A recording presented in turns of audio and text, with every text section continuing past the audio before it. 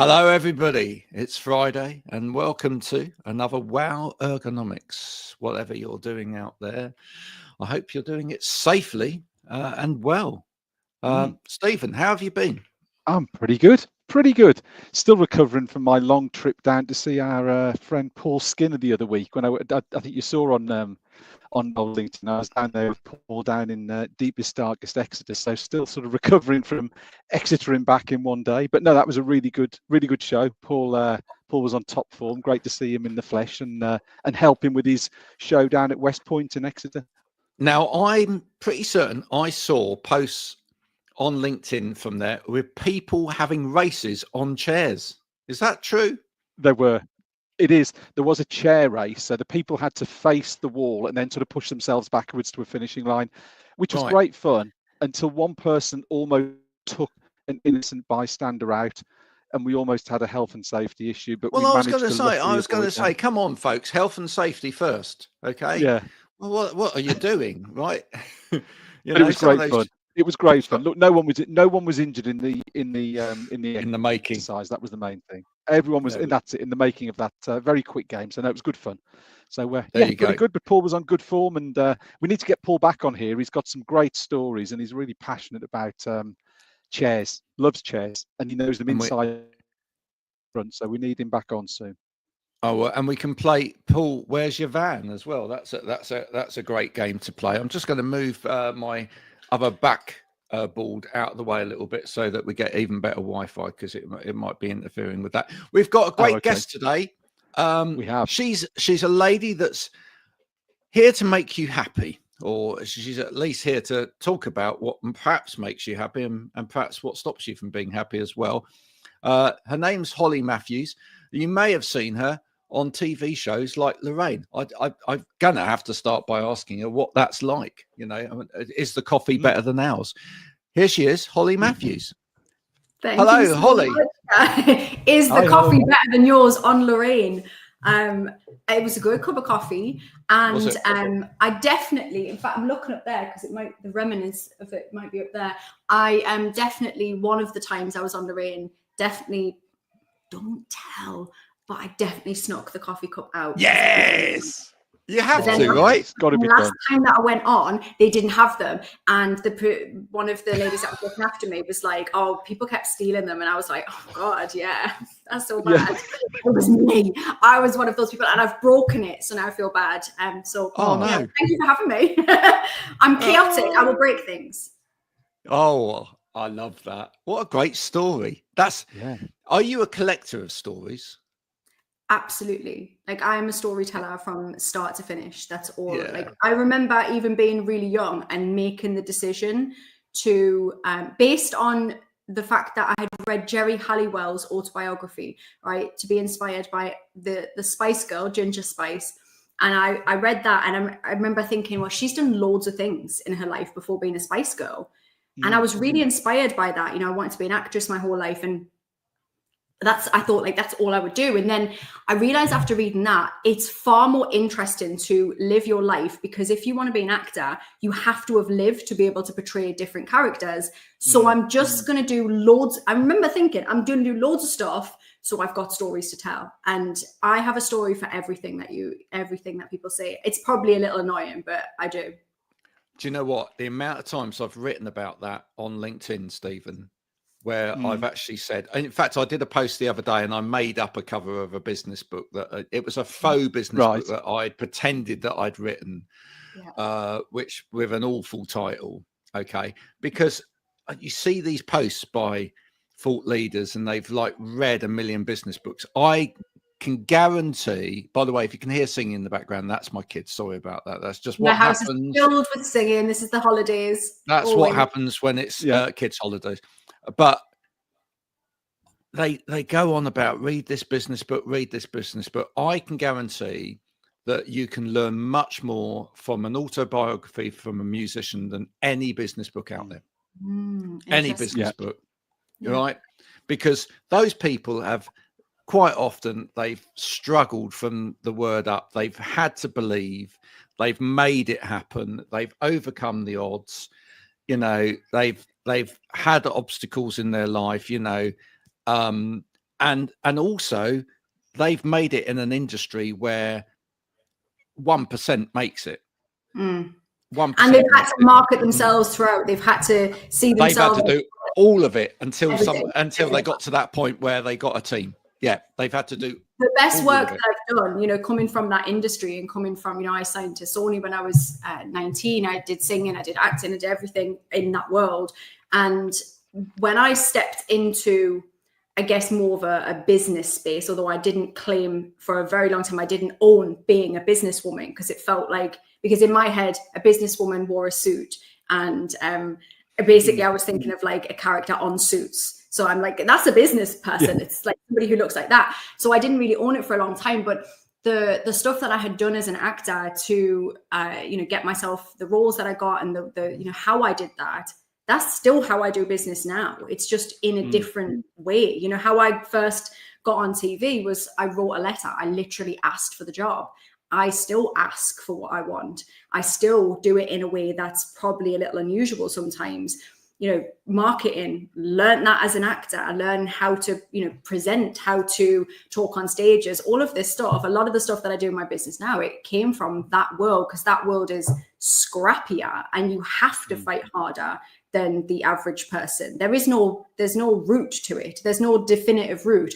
When people come to me and they say, oh, my kid wants to be an actor, and, you know, what would you? And I'm like, it's hard to say. There's lots of routes, there's lots of ways. And this is why I talk so heavily about being your weirdest self. And it's finding your route, whether it's in business, whether that's whatever it is, there's a way that's really unique to you. Yes, we can read all the books and do all the things, but ultimately your unique route is what's going to cut through the noise anyway. Yeah. Do you know what? One of the only business books that I have read is one of the Richard Branson ones. Where he talks about say yes and then do it. That's right, right. and then work out afterwards how you're going to do it. And it so resonates with me, right? Because I don't know whether I ever told you this, but when the first time I got into radio, I lied blatantly. Sorry, folks. There's a lot of lying, you know, stories going on here about, you know, taking cups and whatever. I might as well share at the same time. Did you lie, outright lie, or did you slightly embellish it? Because I think one of them's just about okay. Did you embellish the truth a little? I completely embellished the truth. That basically lied. I was I was outside this radio station. And it was opening up in Sunderland, which is where I was at university. I'd gone sort of 6 weeks early, and it was miles away from home. So I was checking out what was going on in the local area, and I was bored. And I saw all of this equipment going into this radio station, and I said, are there any jobs going there? And they said, yeah, we're looking for people that can edit. And I went, I can edit. Just like that. That's instant. I love that. And could I edit? No. Fortunately, and this is where, you know, luck is a princess sometimes, right? Fortunately, what happened was that the station was being run by an Australian program manager, and she'd got all of this equipment in from Australia, and it works the other way around from sort of standard BBC and as it was at the time. English equipment, like faders went the opposite way, etc. So when they got all of this in, and then when they got this initial team in, which I was, you know, asked to come and be one of the initial team, etc., they said, we're going to have to train you on all of this equipment because it's not like the equipment you normally used to. Yes. And I went, love that. Yeah. So I learned on Australian equipment. You know, though, I think there is something in that you've just said there, that kind of jump and see what happens. And I will hear your story and raise it to back to a Lorraine story. So when I first went on Lorraine, my husband Ross had just died, and they'd asked me to come and talk about grief and what that looks like. And I was chatting on there. And, you know, I think partly because of my acting background, and also because for a long time I had worked on Wellbeing for me. Never thought I would ever use it, but just, you know, I was an actor from 11, so I had to work out how to navigate that. And so I had a lot of knowledge in it, and probably spoke pretty well. After the show, the producers came back and they were like, we've had an amazing response. Like, the phones have been pinging off the hook. Please come back in. And they said to me, oh, you should write a book. And I said, I've already written one. When it's fully done, can I come back and talk about it? Yeah. I hadn't written a book. I just I wanted to write a book. I knew I had a book in me. I hadn't written a book. And they were like, I was like, so can I come back and talk about it when it's done? So they were like, yeah. When I went back, when my first book, The Happy Me Project, came out, they asked me to come back and obviously talk about it. I mean, this was like 2 years later because it takes that long with a big publisher. And I told that story on the show and I said, look, I admit it. So when I went last time to promote my second book, Find Your Confidence, I was like, literally Find Your Confidence, right? It's so much of it is that. I was like, so I want a TV show. I'm putting it here because this is where I manifest stuff on the set of Lorraine. That's where it comes true. If you say it there, then that's where it comes true. But I think there's something in it. Okay. Once I've said I'm writing a book, you have to do it. You have to find, once you say I'm going to do something, this is why I talk often about say what you want. It's scary. It's scary for you first, like just admitting to yourself, because the minute you say it out loud, whatever it is, there's the fear of what if I can't make that happen? Well, you've got to have the confidence in that moment when you say it. You've got to have the confidence that you can then back it up. Yeah.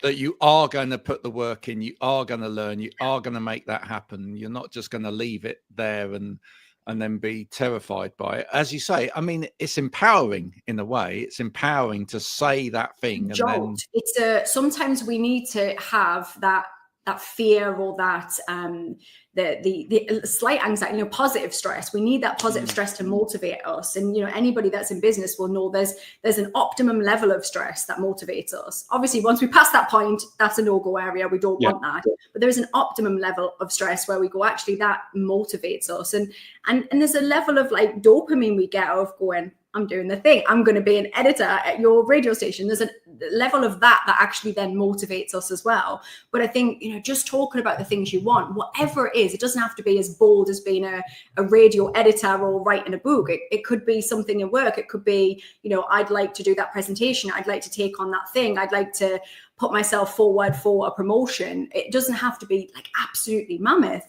But once you've said, even to yourself and then to a wider group, I want to do that thing. It's amazing how things work because your brain then seeks out the way to do that. How our brains are wired, right? Our brains are wired like a bit like a social media algorithm. What we keep putting in, the thoughts that we put in, our brain seeks out to match those thoughts. So if I say I'm going to write a book, guess what happens? I start to take action towards that. I start to talk about that and I start to attract that. I start to see things that I can do to make that happen. And that's how our brain works. And this works for everybody in the same way. It's not magic. I know that, the world of law of attraction and all of that will tell us it's just literally neuroscience. It's how our brains work. So say it out loud. It's the other saying that, I grew up with, which is do one thing a day that scares you. I grasp the nettle. Believe that. Grasp the nettle. Yeah, just do it. Do something because the more, that fear of like, it might not work, the more we do things that put us in a state of, I'm a little bit uncomfortable, the more we get used to that. We will never get to a point. I remember a guy asking me, lovely guy, right? Bear in mind, this guy had traveled, autistic guy from America, from Kansas. So not even like, like back or beyond, right? Wow. And he left America for the first time ever. And he came to an event that I did in London. He came all that way on his own. He'd never left the country, had to get his passport, everything. He'd done all this brave stuff, right? And yet he still didn't identify as somebody who was brave, which absolutely wild to me. And at my event, he said to me, how do I become like you, fearless? And I said, Joey, this is his name, he's a lovely guy. He's still in my community. And I said, Joey, I'm not fearless. We have to bring fear with us. The only thing that we will never get to the point where nothing scares us unless we are literally AI. We won't. So we will get to a point where we trust that we'll work it out. We will bring fear to the table. We'll bring fear to our presentations, to our pitches, to our, speaking events. We'll bring fear with us and we'll know, I see you. I know you're there because I'm an actual human being and it's okay. And I'll use you as motivation. but we don't get to eradicate it, but we get better at the stuff around it. We get better at realizing nothing really happens when you mess up. It's not as big a deal as you think it's going to be. Nobody really cares what you're doing. Like, I literally, and I wrote about this in my second book, I have literally barked like a dog on Oxford Street to prove the point, Oxford Street, London, to prove the point that nobody cares what we're doing. I was trying to prove a point to my friend, so I howled like a hound in the middle of Oxford Street. And yeah, it gets a slight glance. I mean, on Oxford Street, there's much worse things, but it gets a glance and then people move on because nobody cares. I have a story like that, Stephen. I have a story like that, and go on then. Ergonomics and assessments as well. You'll love okay. this. I did a assessment with a guy in a bank, very big bank. Okay. Right. And he said, I can't use a sit-stand desk, right? Because people will look at me, right? They will look at me using this desk and they're all going to judge me and whatever. And I stood there in the middle of that big bank building, right? It was a like office building, not a branch. But I stood there and there must have been about 100 people in that room. And I just shouted, right? In the middle of Can you remember what you shouted? Can you remember what you said? I just went like, "Oi, everybody!" like that, or something like that. In the middle of this everyone office. just turn around and look at you? No, and everybody just ignored me. Everybody ignored me, and I just said, "Look, I've just done that," and everybody's because they're so focused on what they're doing, they're not focused on you. You can 100% do this, and people are just going to get on with what they're doing, right?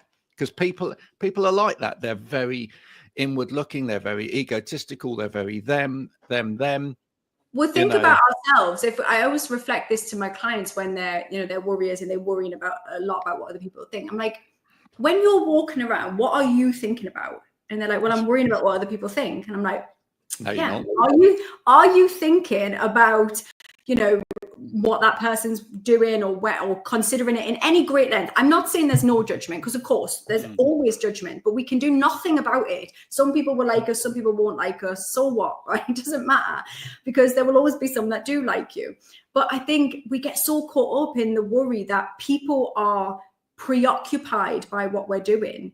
And they're not. And whether that is, what you're using in the workplace to support you, I really think the more that we recognize that people will literally go, oh, okay, that person has a sit-stand desk or whatever else it is, and they'll acknowledge it. Maybe they'll have a thought about that. Maybe they'll have a judgment. One, we can do nothing about it, so we may as well let go of it. But second of all, like the how quickly they move on from that. It's like less than a second. It's okay, and then they move on. I think we get so caught up in it, and I think especially when it comes to like adaptations and things in the workplace, whatever that is, the more we talk about that stuff, the more we normalize it, the less there's an issue. This is why I talk so openly about my own stuff and the way that I do things. I mean, I'm sat here on like crouched on my chair. I do those things. I will have to get up. I need a standing desk. I need medication to function. I have ADHD. I'm constantly up and down. I need adaptations. And I've built a life that means I just make those up. So no, but if I was put into a space where I had to go into a workspace, I would need adaptations.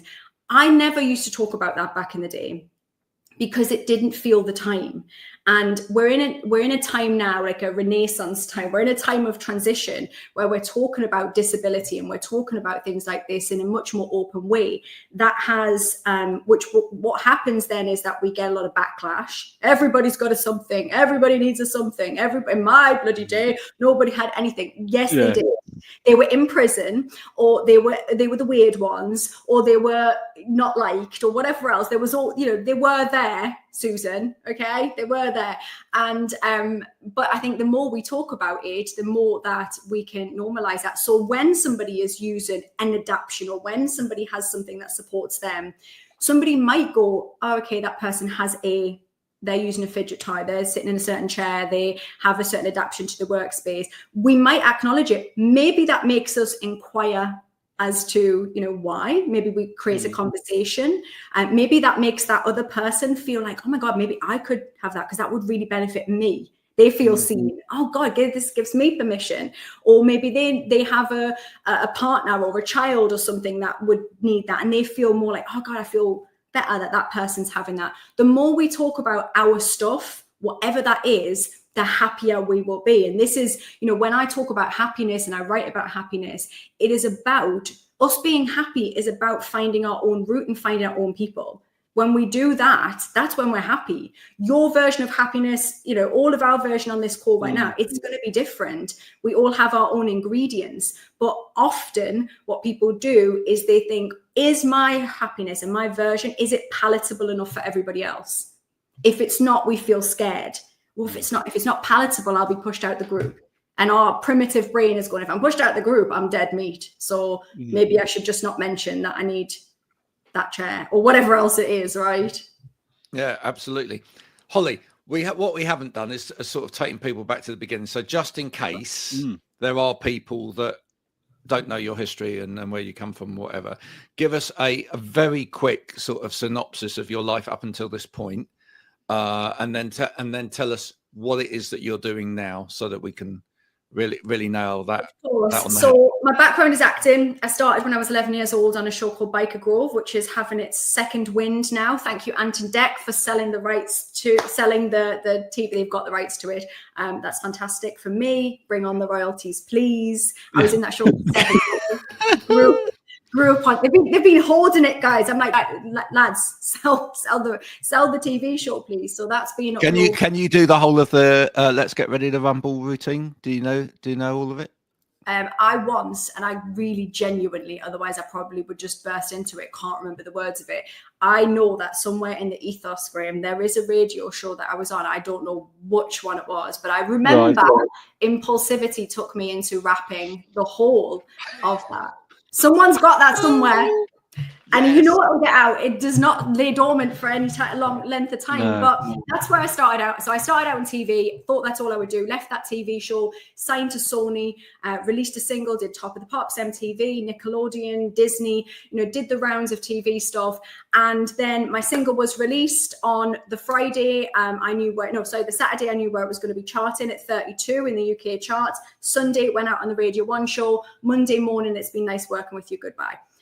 So it was quite the shock to the system, and also the best lesson I could ever have had. And I then decided that I wanted to go to drama school, and I wanted to get into one of the top 10 drama schools in the UK. And I went there, got in, and they have like 30 places and about 1,000 people apply. So it's like a really high, like sort of level. Got in there and then was sneaking off and auditioning, which you're not supposed to do because you're supposed to come out as a finished product of that school. But, you know, as with lots of bouncy brained entrepreneurs, we don't stop. So I was out there trying to do other things, and I got a part on the TV show Waterloo Road. So I dropped out. It's a college dropout of drama school before finishing, and I went up to Manchester, and I then bounced around TV show to TV show, Casualty, Doctors, The Bill, you know, all of the kind of staple British TV shows that we grew up with. And I was doing the stuff I wanted to do. Outside of that, I was modeling and doing that. I met my husband, Ross. Ross he did property, and I was an entrepreneur himself, had his own business doing football teamwear, and we had 2 kids. Brooke in Texas. And then Ross got brain cancer, and things completely shifted around. And 3.5 years later, Ross died of brain cancer. But during that time, I stopped acting, did not care at all, had such a shift in my mind of, I just don't even know why I wanted to do it. And then I started to talk about the wellbeing stuff that I had done for myself. And I had trained in that stuff because I just have when I like something, I'm into it. And I always had in my mind, I'll do this in the future, maybe alongside acting, maybe I'll do that. And then I started to talk about it when he was diagnosed. And I guess people gravitated towards it because I was able to clarify it really simply. And I like simplistic metaphors and ways of explaining it, and how do we fit it in our everyday life. When Ross died, there was a huge amount of press around his death. It was on every major newspaper, and it was on TV, and there was a lot more noise than I had experienced before.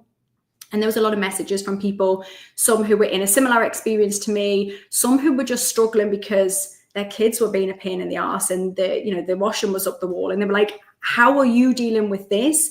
And I can't deal with life in general. So I put together the Happy Me Project, which was initially a self-study course. And I joke about this now, but there was no like strategy for this. I sat at the bottom of my stairs. There was an envelope at the bottom of the stairs, grabbed the envelope, grabbed my foot, scribbled down 21. I thought, right, 21. Initially, they used to say 21 days to make a habit. That's total nonsense. But anyway, I used that as my guide.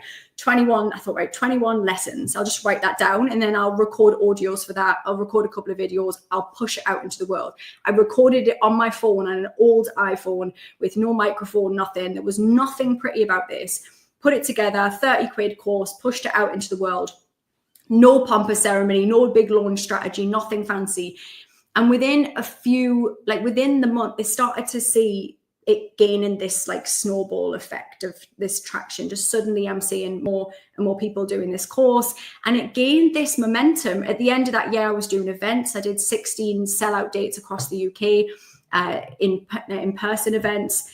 And then the book and everything else really came off the back of that. And I say that it's the most organic piece of work that I've done, because it came from necessity. It came from people going, how can I learn that? And, I've really learned from my audience and from the people that I work with, what best works for them. That's evolved into 2 books now, and events and speaking, and a membership as well. And the membership, the Happy Me Project membership, is something that's been running for 4 years. It's online. I have members from all over the world, and it's a space, it's a community, group space where I go live and coach them 6 days out of 7. And I love it. I get to know the members in there, and it is very much about taking the fancy out of self-development, because yes, I have the knowledge of that stuff. I'll read the psychology books and I'll understand the neuroscience of why we do things. But when you're in the thick of stuff and you're struggling, you do not care at all about that stuff. You want to know, what practically can I do? How can I move myself forward? And so I try to make sure that the sessions that we do in there are based on that. Like this morning, we did a session on clearing the crap. Mentally clearing the crap before we begin the day. And just keeping it simple. And it's been such a wonderful space for me to, build my community and learn what they need. And then in the last few years, since my second book came out, Find Your Confidence, I've really focused, and all of my events and my work going forward is on being your weirdest self, because it's the thing that I go back to, as we said earlier. Your weirdest self is your most authentic, true self. And when we lean into that, and when we embrace even our perceived bad bits, right, the parts of us we think we should hide in shame, when we can bring that in anyway and understand it, we are happier for it. When we bring all of the stuff, when I talk online about how I'm clumsy and I break things, and I'm an emotional human being all my emotions are here, and I talk about that stuff openly, because I know I'm not some kind of unique unicorn human. I know that all of my experiences, others are experiencing. And so when we embrace it all, we are happier. So there's no easy way to explain my introduction, I'm afraid, because I've lived 300 lives. I think you've just done a really good job of it. Yeah. So much.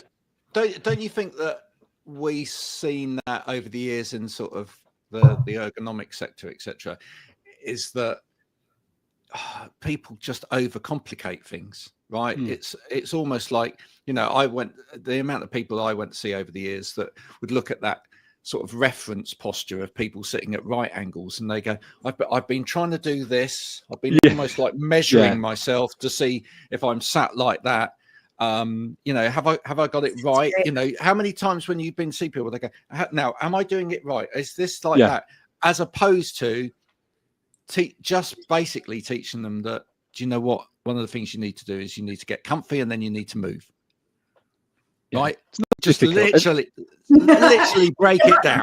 I love that so much. Like that's it, isn't it? Like I talk a lot about I have a little sheet actually, basics bingo, right? Basics bingo is like I created this because I want people to realize like the basic stuff is where we need to start always. Like what you've just said there, like find something comfy and then move. That's basics, right? For in your world. In my world, it's are you hydrated? Have you eaten anything? Have you been outside? Have you moved your body a bit? I don't care what it looks like. Have you had any sleep? Or if sleep is difficult right now based on other people potentially, you know, have you found a way to rest or slow down? If without any of that stuff, anything else on top is a mess, right? Anything else is going to make it so much harder. So when I'm working with people, I would say, get back to basics first. What we lack in somewhere here, and where can we just turn the notch up on that? Then we can do the fancier stuff. We can do your, you know, inner child work or whatever else. But first and foremost, if you've not been sleeping, you ain't seen a drop of water in your mouth and just a load of coffee for the last few days, and you've barely been outside. That's going to make you sad. That's going to make it harder.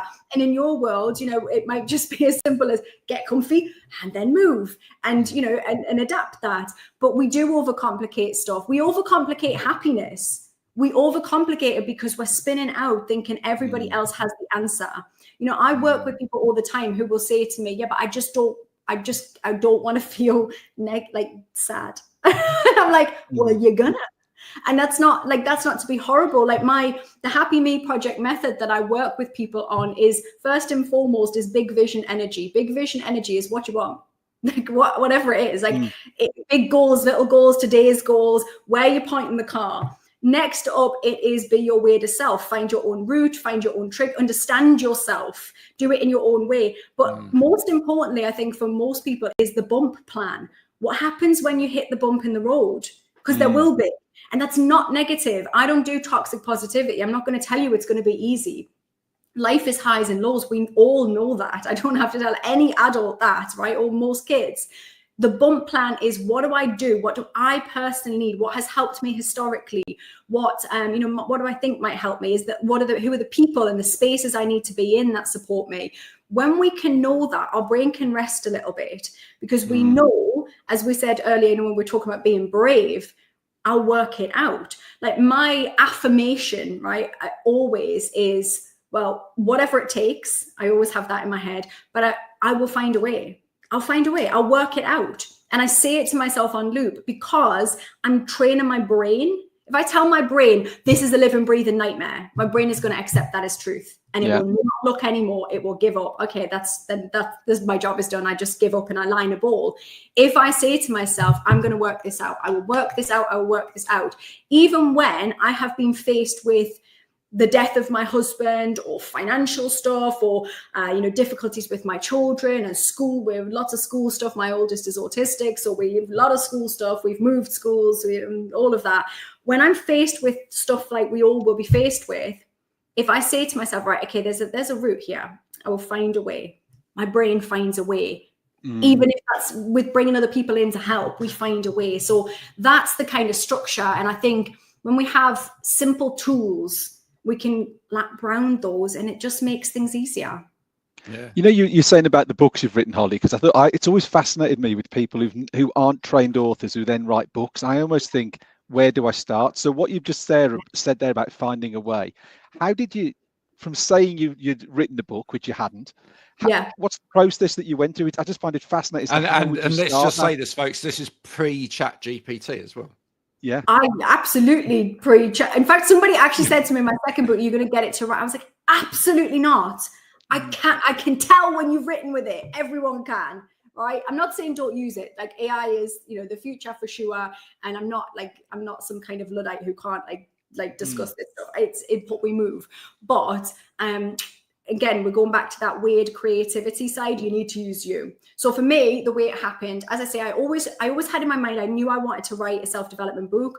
I knew I wanted it to be accessible to, at the time, I didn't even know, back in the day, I didn't know I was ADHD, but I knew that I did things in a certain way. And so I was thinking I would want to be able to read it. And during lockdown, I was going live every single day for free, right? Because I knew that, well, firstly, my weird is that in times of difficulty, I need to create, not consume. I need to do. I'm a doing person. Not everybody's that. Some people are, blanket over them and just ride it out. I'm not that. So I thought, well, I can support people here. So I would go live and I would support people. People would bring their challenges to me, and it definitely created a new audience of people that had never done that stuff before and who were never struggling until lockdown. So I started to talk about that stuff. And before each session, I would grab like Post-it notes and I'd scribble shit down on there. I'd write notes on there, and then I'd put it down. I'd do the live session. I'm like danger mouse. Like I like to do things like very last minute. So I'm like, right, let's do it. Let's talk. I know I trust myself. I'll find a way. And so I was writing this stuff down. So when I said I wanted to do a book, I knew in my mind, I wanted it to be something that wasn't linear. Right, my book is right for me. Right. So the first book, it's 60 chapters, right? And each chapter is 4 pages with actionable stuff. Let me just pick a page, right? This one's watch your mouth, right? And you'll also see how it's written.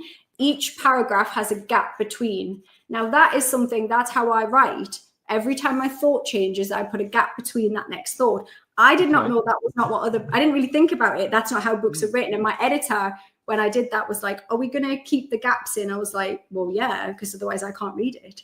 And I've had a lot of dyslexic and ADHD people say they've read this book and they'd never read a book before, which made me feel really happy because so when I decided, I put it out on social media. I hadn't written the book, right? Still, I said, I'm going to write, you have to write like a proposal for the book when it's a self-development book or something like that. It's not a fiction book. Non-fiction, you write a proposal.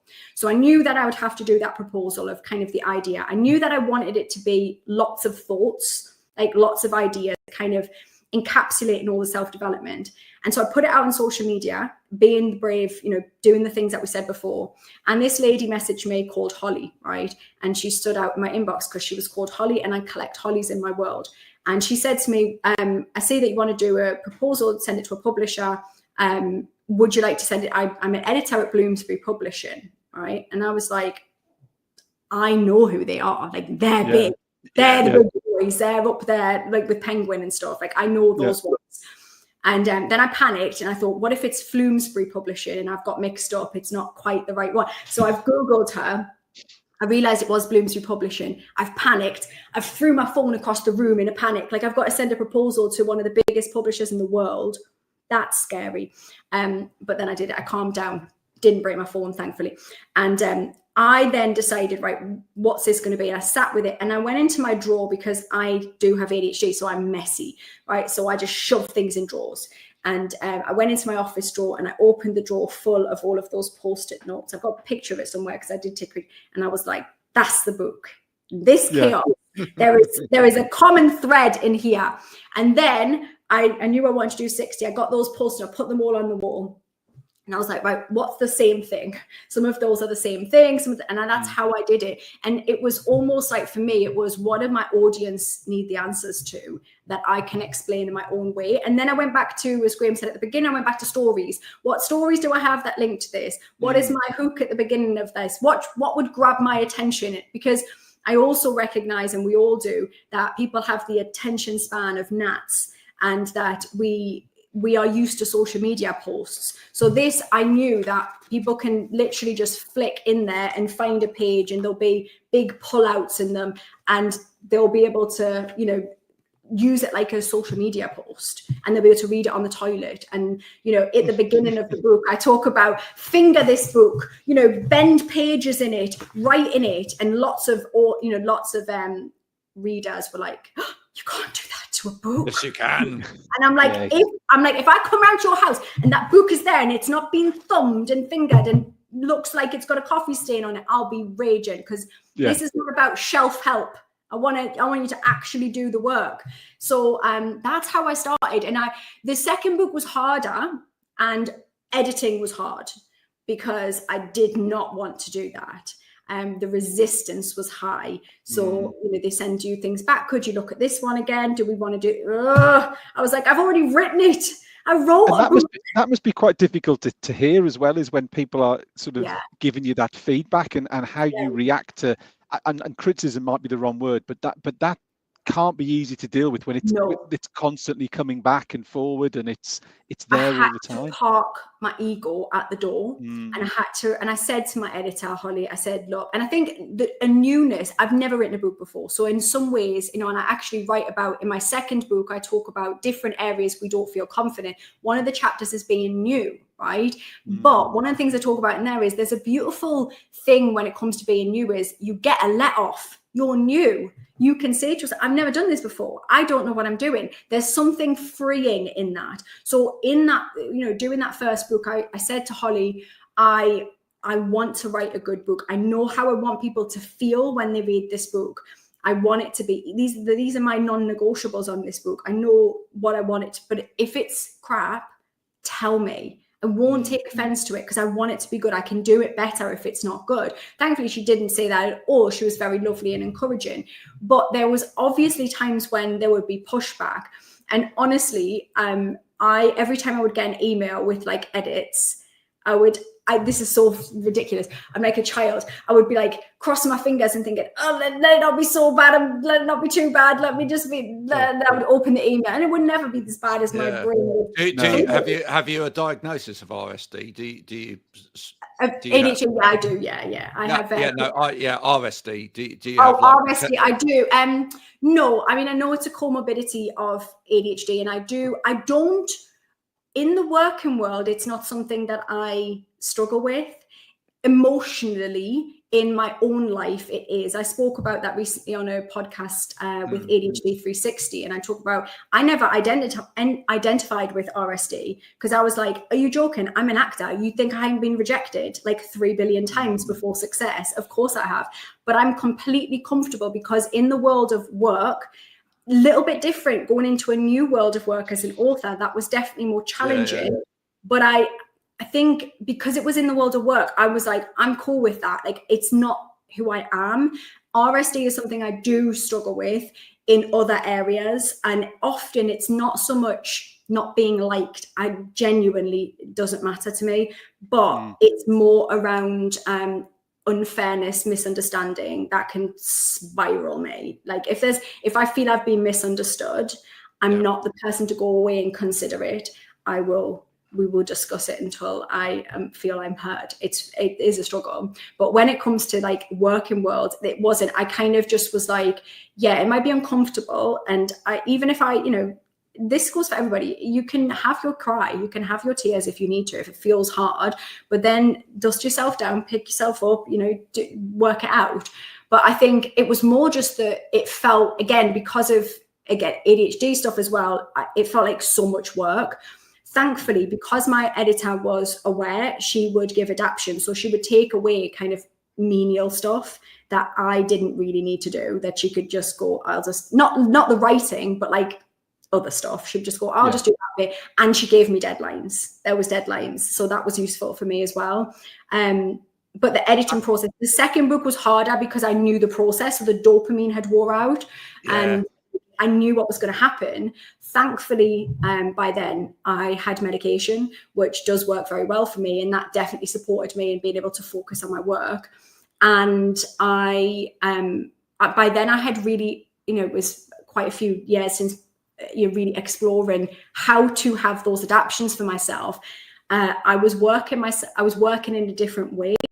So for me, that might mean some days I'm like super hyper focused on writing, and I will usually have I'll be standing at my island, which you can see behind me, and I'll write like that, and then I'll do something else, and then I'll come back and I'll write and I'll do something else. Or some days I'm like, I cannot write at the computer today, so I need to be on the floor. And I have bifold doors in this kitchen. I get big pieces of paper and I'll write instead. And I have to, because I've understood myself more now, and I give myself the respect and the grace to know that on different days there will be different levels of how I need to work. I go with that. So that helped me through the next book. And also what motivated me was keep remembering why I'm doing it. Like keep remembering the person at the end. I got a message yesterday on LinkedIn of a lady. It was the most beautiful, like very well worded. And I did encourage her to write her own book because it was very, very eloquent. this beautiful message about how she'd read both of my books, how it felt like talking to a friend, how it gave her permission to be who she wanted to be, how she had had all these amazing changes in her workplace.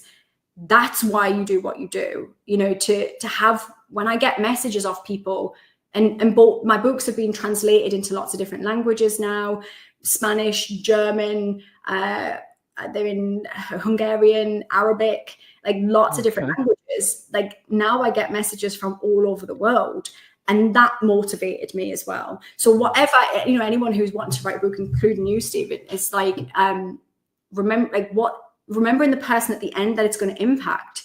That really helped me. What questions did they need the answer to was kind of it kept bringing me back to it. And then also, what stories do I have attached to that, or what client stories, or what case studies relate to that? And I guess don't be precious on how it comes out. Like if you were to say to someone, like anyone, sit at a computer and write a book, that's too big, that's too hard. Like make it fun, you know, make it fun first, however that looks to you, whether it's, you know, writing it down, drawing pictures, whatever, make it. I think that was what sort of helped me. Yeah, I look forward to your book, Stephen. Me too. You know, when it happens. I didn't say, hang on, I never said I was writing a book. I said I was fascinated as to how you were. No, yeah, but you know, when we look forward to it happening when it does. Yeah, it's interesting. I mean, I've been talking a bit about that recently online to do with writing for other people, because I write for other people in terms of social media, and it's one of the things when I first meet clients, they go, this is a lot for me because I've never let anybody, I had one this morning, never let anybody into my business at all. I've always done all of it myself. And now I'm, you know, letting go of the reins. And I always go, well, but you're not. We are just forming a team, you know, and I always draw the analogy back to, and I wrote about it the other day, you know, this should be like musicians. I have a podcast where I talk to musicians day in, day out. And, you know, musicians do this, right? They don't go and just, well, some of them do, but a lot of them don't just write an album on their own and produce it on their own and engineer it on their own. They work with a team, right? And they all work together, and they actually fuel each other's creativity, and it brings out the best in people. And when I work with people, that's what I try and do. I just try and say, I'm part of your team. I'm going to, you know, on the day when you just don't want to do anything or whatever, I'll just go and do whatever it needs for this to continue some momentum until you're back feeling energetic enough to do something else again, you know. And that's what I think people really need. I do see there's too much out there, and I get really annoyed with this on LinkedIn or whatever, where people go, I can sell you a cookie cutter sort of solution for your business. This is, you know, buy a month's worth of content or whatever. And I'm just like, stop it, please stop it. You're not helping anybody in doing all of this. And we see that a lot in the workspace, don't we? We see that a lot in terms of well-being. It's something that I have struggled with a little bit going into a more corporate space when I do, because it's just trickier. When I'm working with an individual, their motivation is to, you know, support themselves, get, you know, feel good, find their route, be more confident, be more resilient. When I go into a workplace, to, you know, there'll be some people that absolutely have the best intentions, but things get in the way of that. And I found that really tricky. I did a lot. Can you make this just work for everybody straight out of the box? Can we find a way of you know, if it could just work, if we could just like apply this to everybody and it will just make everybody go from there to there.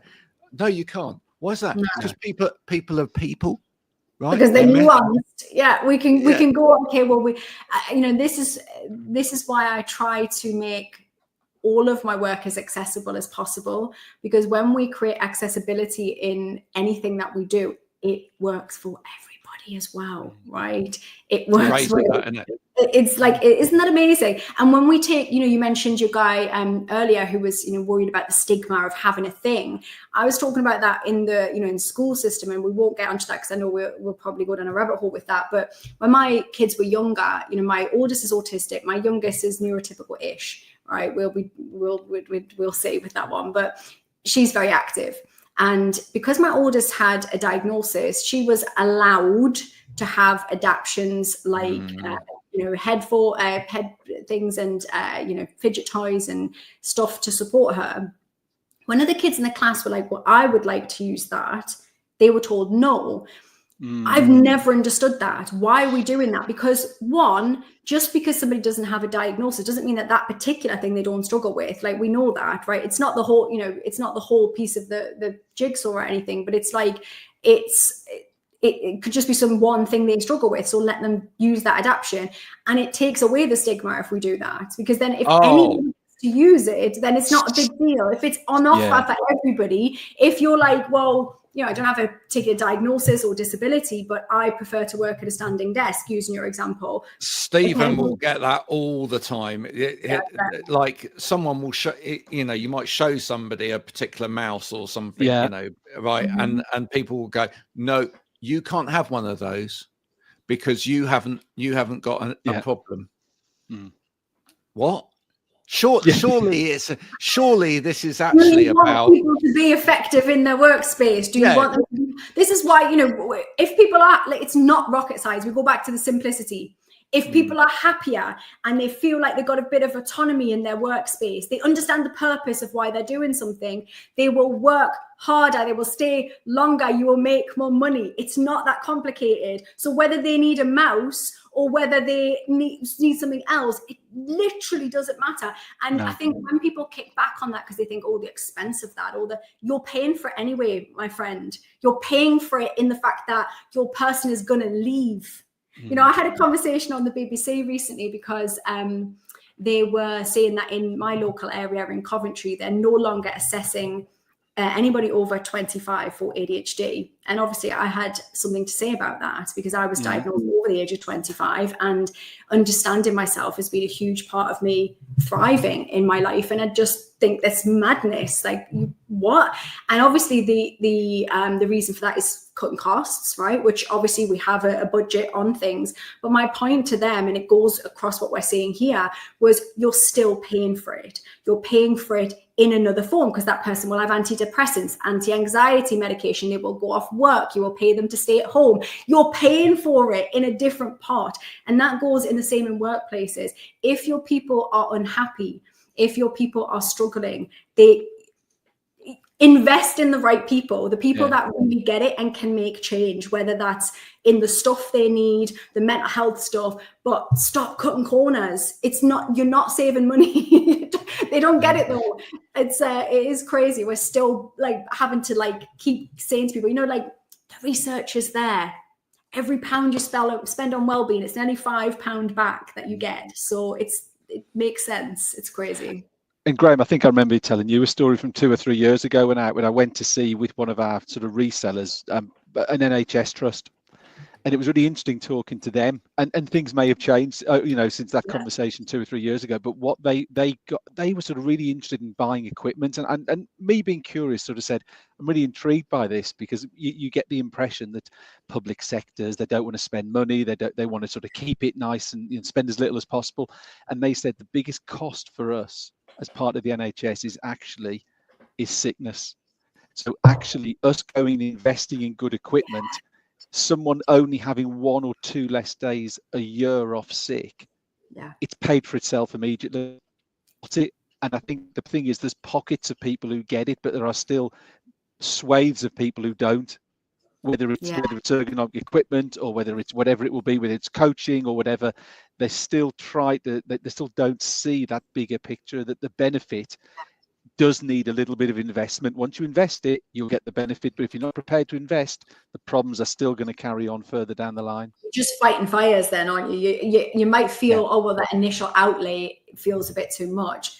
But you just have to, you have to look at that bigger picture. You're absolutely right. We're out of time, but that's Holly's next book.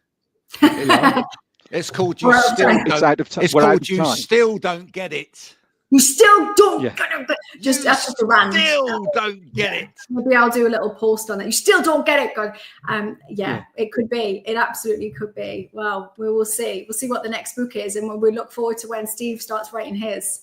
We'll see what absolutely. that turns out to be. I'm excited. Yeah, absolutely. Holly, thank you so much for coming on and talking to us today. Really enjoyed it.